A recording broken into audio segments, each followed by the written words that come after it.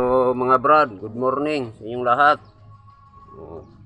Ito, tungkol ito sa card na matagal na to sa akin. May card ako na hinahawakan ngayon na nakalagay dito GCash na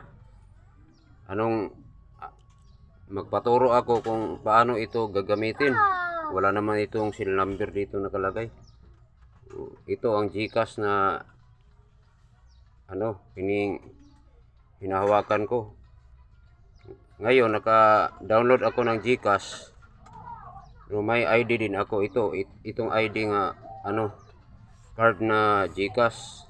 Hindi ko alam kung paano ito gagamitin.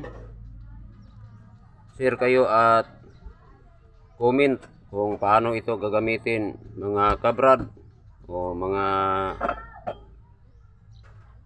kababayan ko na nanonood. Hindi ko kasi alam yung paano ito gagamitin. Ito para siyang gining itiin. Paano ito gagamitin, mga kabrad? Share kayo at comment sa aking video kasi hindi ko pa naranasan ang may GCash. Ngayon nakaload ako ng GCash pero ngayon pa lang, hindi ko pa magamit. At ito rin ang GCash na card. Hindi ko alam kung paano ito gagamitin.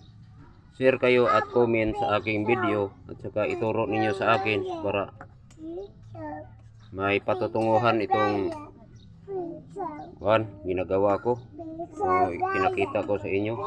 Salamat sa inyong lahat at saka good morning. God bless. Amen. God bless. At kain tayo, mga brad.